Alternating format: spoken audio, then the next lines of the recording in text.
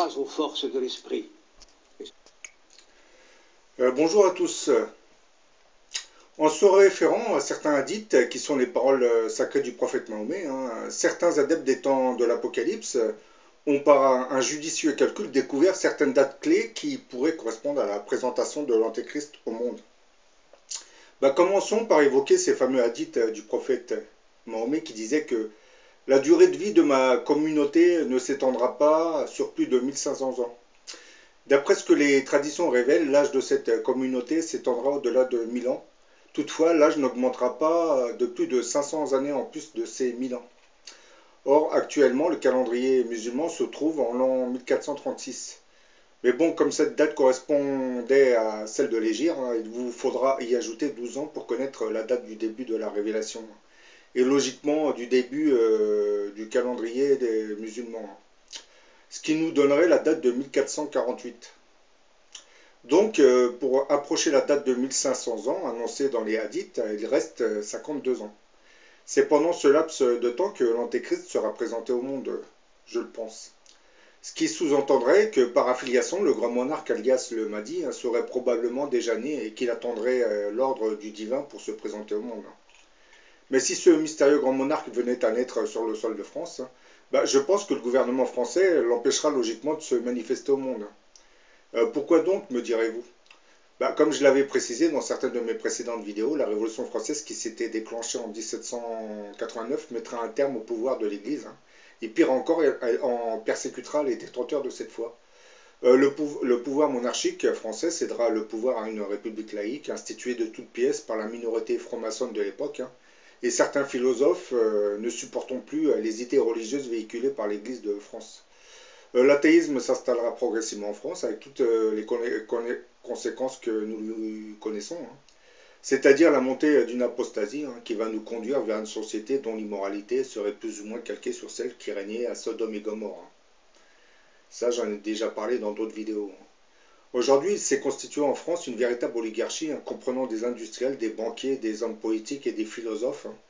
Et cette oligarchie, dont l'essence idéologique graviterait autour de notre système économique capitaliste, se développerait dans le pays autour d'une idéologie laïque, c'est-à-dire athée. Profitant de notre système économique, elle s'enrichirait de jour en jour au détriment d'un peuple qui, lui, s'appauvrirait d'année en année. C'est exactement, on assiste exactement à cela actuellement. Autoriser la présentation de ce mystérieux grand monarque au monde remettra en cause cet état de fait qui repose essentiellement sur l'interdiction des lois de Dieu dans la société, interdiction bien entendu véhiculée par la franc-maçonnerie et le siècle des philosophes. Les gens qui reviennent vers le religieux menaceraient en fait les intérêts économiques de cette oligarchie. Quand je parle de l'oligarchie française, je parle de toutes les oligarchies européennes et aux États-Unis. Mais comme la Bible est claire et nette, l'Antéchrist se manifestera à l'heure établie par Dieu. Donc, même si le gouvernement décidait d'empêcher son apparition, elle se fera automatiquement. Il ne faut pas se leurrer non plus. L'autre raison qui inciterait notre gouvernement à empêcher la présentation de ce mystérieux grand monarque au monde serait probablement liée à son origine arabe. Puisque, comme je ne cesse de le dire dans certaines de mes vidéos, le grand monarque correspondrait en fait au Mahdi attendu par les musulmans. Je dirais même plutôt que Dieu nous le présentera à une date bien précise. L'apparition d'un tel personnage sera l'un des signes annonciateurs de la fin de notre monde. Donc les gouvernements n'ont aucune envie d'installer la panique parmi leur peuple. Surtout lorsqu'on sait que ces oligarchies profitent de la naïveté et de l'ignorance de ces peuples pour continuer à garder leur pouvoir. Concernant le Mahdi, je pense que le gouvernement français nous cacherait beaucoup de choses concernant l'activité extraterrestre grandissante sur le sol de France.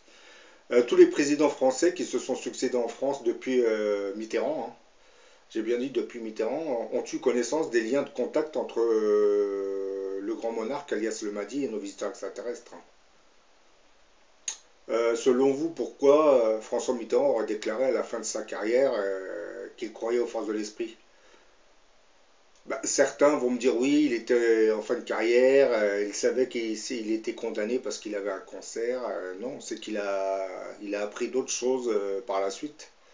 Parce que même se sachant en fin de vie, il n'aurait pas dit devant une caméra qu'il croyait aux forces de l'esprit, hein, sachant que le Parti Socialiste dont il est issu ne croit pas à l'au-delà. Donc je vois pas pourquoi il se serait mis à contredire son parti politique, hein, s'il n'avait pas eu de vraies raisons de le dire. Bon, maintenant je vais vous citer quelques signes annonciateurs de la fin de notre monde, hein. Bien entendu, ce sont des signes annoncés par le prophète de l'islam, hein, parce que là je suis dans la version musulmane, hein. Bah, le prophète aurait dit l'heure suprême n'arrivera pas avant que ne surgisse un homme de Katane conduisant les hommes avec son bâton. Bah, ça ressemble un peu à une vidéo que j'avais faite sur le grand monarque et le bâton de Moïse, hein, parce que j'expliquais que le grand monarque, bon, il y a de grandes chances que ce grand monarque découvre l'arche d'alliance des Hébreux, puis il récupère le bâton de Moïse. Bah, viendra un temps où la condition de celui qui voudra rester ferme sur sa religion sera comparable à celle d'un homme qui tiendra une braise dans la paume de sa main. Un autre a dit, hein, quand le commandement sera confié à ceux qui n'en seront pas dignes, hein.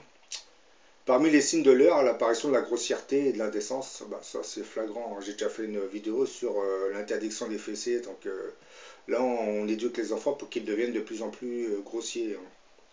Quand les forces de police se seront multipliées, bah là c'est flagrant. On est à une époque où bah, la France, par exemple, la France est le pays le plus policé du monde. Et c'est bon, c'est un peu ironique, mais les pays qui se prétendent démocratiques sont les plus policés de notre planète, hein. C'est vous dire l'hypocrisie de nos régimes, hein. Mais bon. Bah, le commerce se généralisera, mais les marchés connaîtront dans leur ensemble une récession économique, hein. Avant la venue de l'heure, il y aura l'extension du commerce, hein. Bah oui, dans ces hadiths, c'était déjà programmé, hein, la mondialisation et tout ça, le commerce. Parce qu'on savait que vers la fin des temps, l'être humain commencera à fabriquer de plus en plus d'objets, hein, manufacturiers, des machines. Parmi les signes de la fin du monde apparaîtront des femmes habillées et nues en même temps. Bon, je pense là qu'on fait allusion aux vêtements très courts, hein, les mini-jupes et tout ce qui s'apparaîtrait à la nature féminine, hein, comme les sous-vêtements, tout ce qui est un peu dépravant pour la nature des femmes, hein.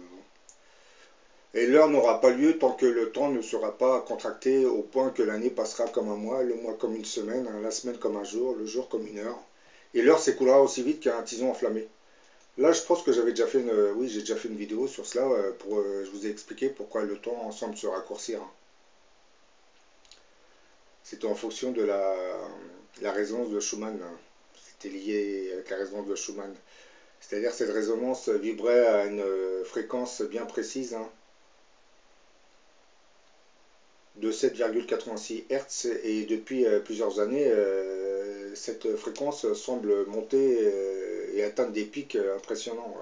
Elle dépasserait les 35 Hz, donc peut-être que c'est cela qui expliquerait l'accélération du temps aussi. Et puis probablement que cette accélération nous orienterait vers une nouvelle phase d'évolution.